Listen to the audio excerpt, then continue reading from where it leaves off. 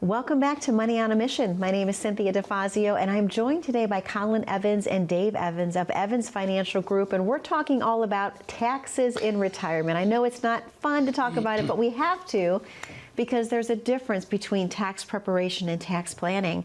And so, gentlemen, we went through the 3 different types of accounts. Can we just touch on those, Colin, a little bit more once again? That tax deferred, that tax delayed, as we discussed of those words that are, yes. It sounds nice, but you still owe money. Yes. And we have that tax free, which we're going to have Dave hop right into that one. And then we have that taxable, all those funds. And it's, our Uncle Sam wants those funds.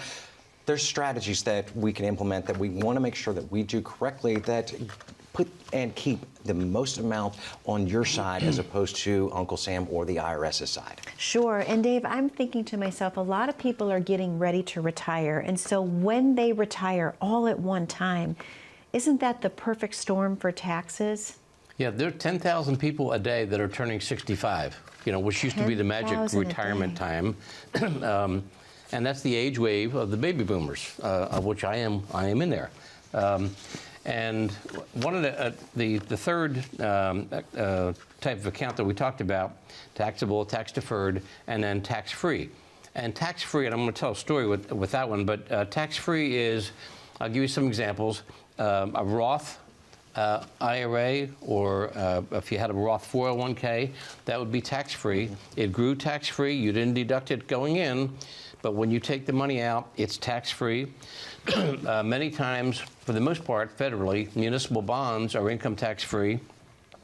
And we also want to have, ideally, capital gains not be issued, because they would be, it's not tax-free if you have to make a capital gain, pay a capital gains tax on profits that you made by selling something. Okay. Life insurance is also a tax-free account because it accumulates tax-free, and to structure properly, when you take the money out, it's tax-free without dying, which is a key point. That's a very good point to make. That's the tough way to do it. We had a client a number of years ago, and he said, hey, I'm ready to retire, and I'm shopping you with 5 other people. Now, I'm not really that much of a egomaniac, but I didn't really think I had any competition. So when we got together, and I said, how did it go with the other 5? And he said, well, they all told me the same thing. Put half of my money either in a bond or in an annuity or something, and then the other half they were going to, and he used the word churn, but they were going to manage and buy and sell and whatever. He said, I don't want that. I've been doing that. He hadn't been handling his own money, and he's been doing it pretty well. Okay. And I said, well, my proposal here is a little bit different in that, number one, it's customized to you. They probably showed you pie charts and slick paper and pie graphs. And he said, yeah, they did all that. And I said, we're going to just talk about a couple points. Number one is tax-free money and understanding it. So, and he had a large amount of money in a non-taxable account, taxable account, but it's a money market. It wasn't really earning a lot of money. And I said, why don't we live on that for the next, because he told me how much he needed, for the next year. And I said, and we will convert your IRA money to Roth. Well, if you don't have any income coming in because he had retired and he's living off of retirement, money market, what's his tax bracket? Right. 0. So, and I said, we'll do that for 3 years, and then 5 years down the road, we're going to start drawing from that pile of money, which is now Roth. We converted Roth in each of those 3 years that he was drawing, living off of his money market account. And he said, this is brilliant. How come these other guys didn't talk about that? I said, they don't do what we do. I said, they're just based on, a product or whatever. And ours is based on the planning process that lowers your taxable footprint. And that's what we wanted to do, and that's what we did. And I don't have to tell you who we ended up going with. Yes, that is not a mystery. So, Colin, I want to ask you, when Dave talks about obviously doing like Roth conversions, is that a difficult process? It's really not. Some of it's going to be done with just the stroke of a pen. Depending on where those funds are. And Dave converted all his, and when we started really diving into this, he started converting his. I was doing the exact same thing. It's like, you know what? I understand this because I can foresee I'm a little bit younger than him, and I've got a longer time horizon. Well, what are the chances of my tax consequences going to be down the road? Well, if I can get this stuff converted now, because I was under the guise that tax deferred or tax delayed might be in my best interest, but the rate that we see Congress and our government spending, with $34+ trillion of debt. How much of this am I going to have to cover? Or how much of this are you going to take? When we see that and go, oh goodness, this could be a big deal. This is a huge deal. And we see this with a tax law change. You partner taxes with something that just happened a couple years ago when, kind of in the midst of COVID, when inflation skyrocketed. When you look at retirees that are living off of fixed incomes or fixed plans, could be from a pension or Social Security or the investments that they made. These little bitty differences of strategies that we can take can make those dollars stretch so much further, and paying attention to that, because let's keep the tax code on our side of the table and let's leverage as much of that possible as we can to do this, so we can mitigate this because it's a big deal. I don't want to give them any more than we have to, because frankly, they're not doing that great of a job with what we've given them. Right? Okay, that makes perfect sense. So Dave, getting into the retirement years and people have to start taking their RMDs, required minimum distributions.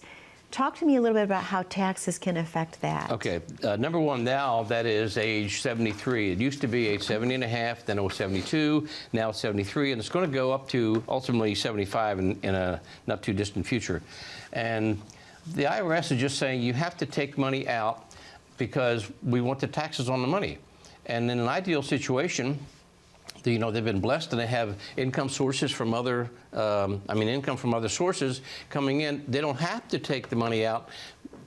They don't want to take the money out. They don't need to, but the IRS says you have to take it out. The problem with that is severalfold. One is when you take money out and it's required minimum distribution, it could affect what taxes you pay on Social Security. Okay. And because that's taxable income.